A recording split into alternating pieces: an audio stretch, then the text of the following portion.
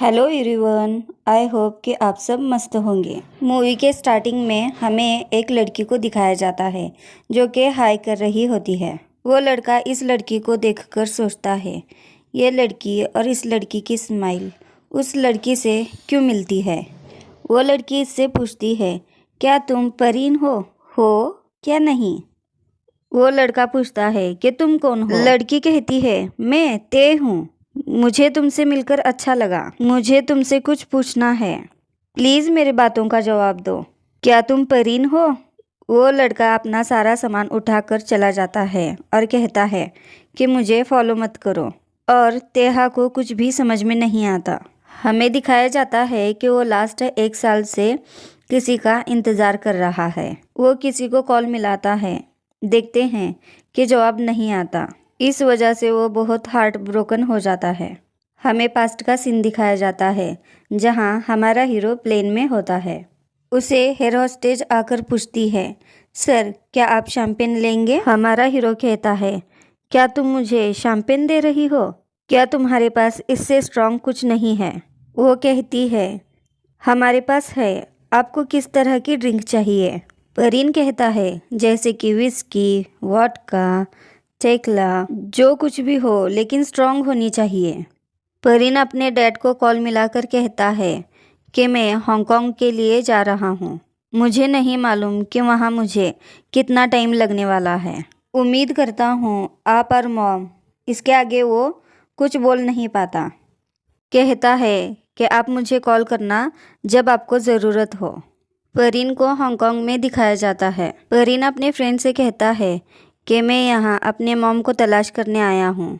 उसका फ्रेंड कहता है क्या तुम्हारी मॉम मिसिंग है। परीन बताता है कि उसके मॉम ने उसके डैड के लिए एक मैसेज छोड़ के गई है लास्ट मंथ में और मुझे अभी अभी मालूम हुआ है।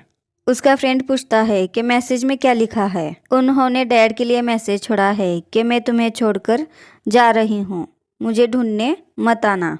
उसका फ्रेंड पूछता है कि तुम्हारे फैमिली में किसी चीज़ को लेकर फाइटिंग हुई थी। परीन कहता है तुम डैड को तो जानते हो, वो बिजी हैं अपने बिजनेस और बिजनेस ट्रिप में। एक्चुअली लास्ट मंथ और लास्ट ईयर से हम सभी बिजी हैं। वो लड़का पूछता है अब तुम्हारा बिजनेस कैसे जा रहा है, तुमने मुझे बताया था कि तुम लोग कार बिजनेस में भी जा रहे हो। वेन कहता है मुझे लगा कि वो अच्छे से जाएगा और वो अच्छा भी कर रहा था, लेकिन वो बिजनेस बहुत फास्ट नीचे आया। सीन शिफ्ट होता है और हमें इस मूवी के हीरोइन को दिखाते हैं। उसे उसके कलीग का कॉल आता है। वो कहता है क्या तुम मेरी इस वीक में नाइट शिफ्ट करोगी।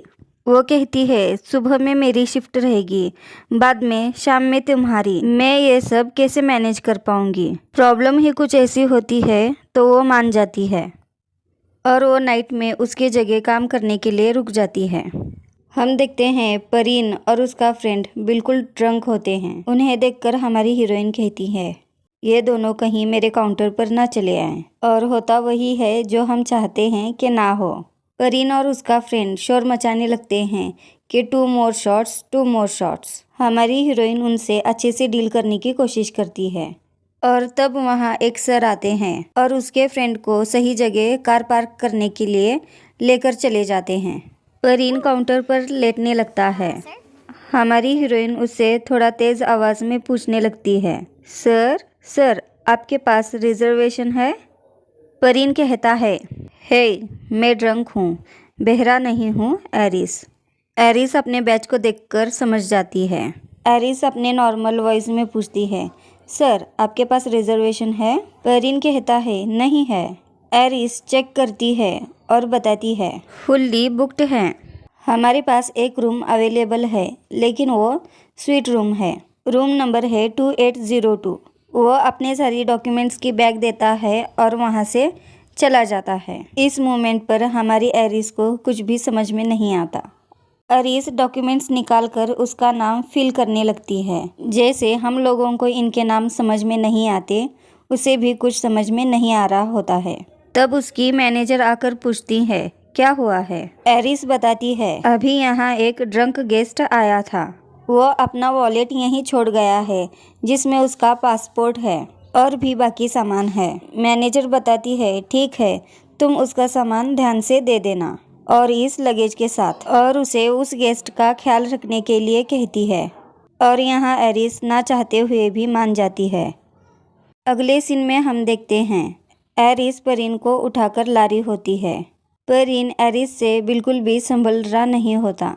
एरिस परीन के शूज़ और कोट उतारती है और टेबल पर सही से वॉलेट, सेल फोन और पासपोर्ट रखती है।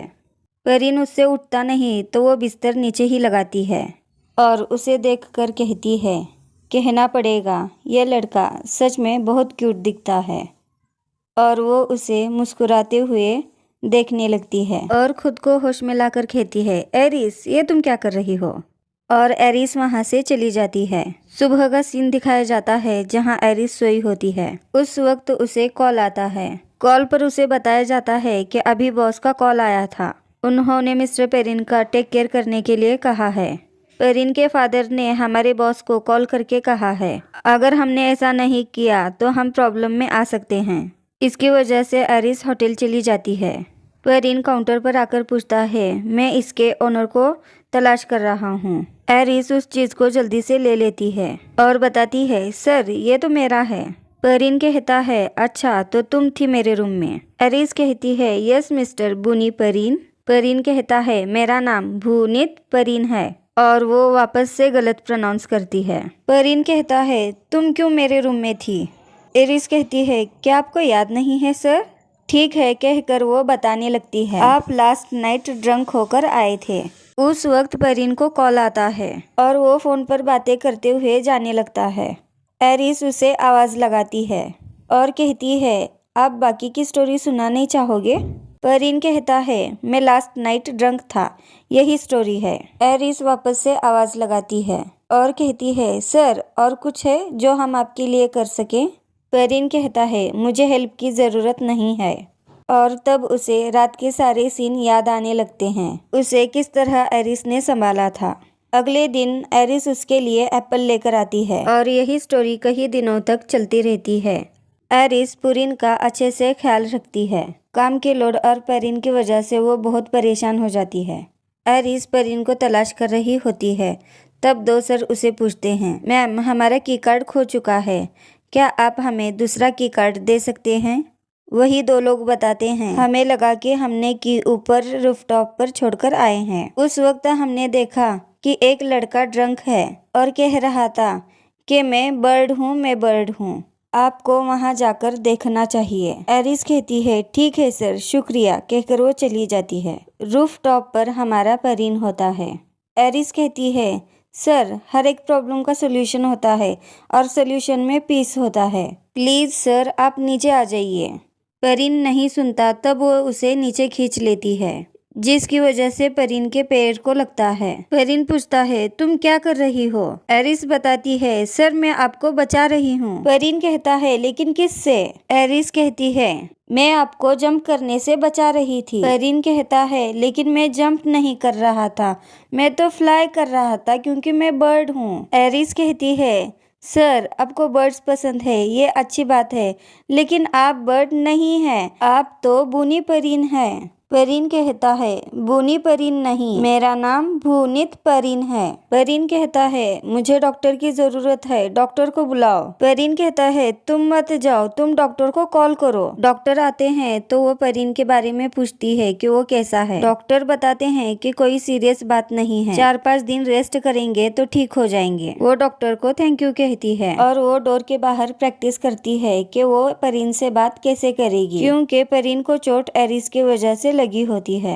एरिस रूम के अंदर जाती है और कहती है, सर क्या मैं अंदर आ जाऊं? पेरिन कहता है, तुम ऑलरेडी अंदर ही हो। एरिस कहती है, मैं आपके लिए फूड लाई हूँ। पेरिन कहता है, डाइनिंग पर लगा दो। पेरिन अपने अंकल को कॉल करता है और कहता है, अंकल आपने मेरे मैसेजेस देखे? क्या आपकी मुलाकात मेरे मॉम से हो गई है और क्या वो आपके टच में है? उसके अंकल कहते हैं, नहीं। एरिस पेरिन को आवाज़ लगाती है, फूड रेडी है।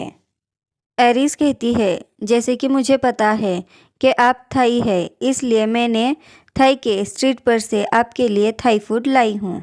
पेरिन कहता है मैं सरप्राइज हो जाता अगर तुम अमेरिकन फूड तुम यूरोप के स्ट्रीट पर से लेकर आती, थाई गेस्ट के लिए जो इंजर्ड है। एरिस मुस्कुराकर टालते हुए कहती है सर सच में आप बहुत फनी हैं। आप खाना एंजॉय करिए, मेरा काम है, मैं चलती हूँ। पेरिन पूछता है क्या तुम ज्वाइन करना चाहोगी, और कहता है अगर तुम नहीं चाहती तो ठीक है।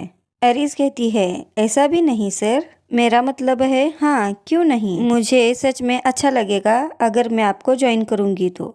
आपको पता है कि मुझे कितनी भूख लगी है। एरिस कल जो भी हुआ उसके लिए वो सॉरी करती है और कहती है चलो जो भी हुआ अब सब सही है, और कहती है मैं आपके लिए थाई फूड लाई हूँ इस छोटे से थाईलैंड के स्ट्रीट पर से, और अब मैं आपके ऑफर को एक्सेप्ट करती हूँ, चलो खाते हैं। पेरिन कहता है क्या हुआ है तुम्हें, क्या तुम कोई रोबोट हो जो हमेशा चुई चुई चुई चुई करती रहती है। एरिस कहती है क्या हुआ सर, आप हमारे गेस्ट हैं और मैं एक सिंपल सी रिसेप्शनिस्ट हूँ।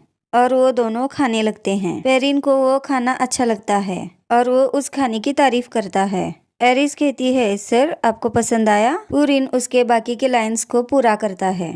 ठीक है सर, मैं वहाँ आपको लेकर जाऊंगी। पुरिन कहता है हाँ अगर मैं जा पाऊँ तो, और पुरिन का पैर दर्द करने लगता है। एरिस पूछती है सर आप यहाँ कितने दिनों तक रहने वाले हो। पुरिन कहता है मुझे नहीं मालूम, शायद दिन, वीक्स और मंथ्स लग सकते हैं। एरिस कहती है फिर ठीक है, आपको छोटे से थाईलैंड घूमने के लिए बहुत टाइम है। पुरिन पूछता है ठीक है, क्या तुम कल मेरे साथ चलोगी। एरिस पूछती है कहाँ। पुरिन कहता है Thai store, Thai street. Eris कहती है मैं श्योर नहीं हूँ सर, क्योंकि मेरी एवरी नाइट ड्यूटी होती है। पुरिन कहता है ठीक है फिर हम आफ्टरनून में चलते हैं। एरिस कहती है सर मैं तब भी ड्यूटी पर ही होती हूँ। पुरिन कहता है फिर तुम रेस्ट कब करती हो। एरिस कहती है ऐसा नहीं सर, मुझे सिर्फ ऐसे एक वीक तक करना है, और कुचिंग कुचिंग करने लगती है। पुरिन कहता है अब ये क्या है कुचिंग कुचिंग। एरिस बताती है सर ये एक स्लंग वर्ड है जो मोर मनी के बारे में इस्तेमाल करते हैं, और मोर मनी का मतलब है मोर 5 लाख। पुरिन पूछता है ये 5 लाख क्या है। एरिस बताती है 5 लाख का मतलब है हैप्पीनेस। पेरिन कहता है लेकिन ये सच नहीं है। एरिस पूछती है लेकिन क्यों सर। पेरिन कहता है money can't buy happiness. Eris कहती है सर ऐसा भी नहीं कि मैं बता रही हूँ हर टाइम, कुछ टाइम के लिए तो वो हैप्पीनेस बाय कर सकता है ना। एरिस कहती है आपको ये खाना खाकर खुशी हुई ना। पेरिन कहता है हाँ। एरिस कहती है हाँ देखो सर आप हैप्पी हो गए, आई ब्रॉट योर हैप्पीनेस। पुरिन कहता है चलो इसे जाने देते हैं और अब शांति से खाओ। आई होप कि आपको मेरी एक्सप्लेनेशन अच्छी लगी हो। आपको एक्सप्लेनेशन अच्छी लगे तो लाइक करिएगा, चैनल को सब्सक्राइब करिएगा। Bye bye, take care.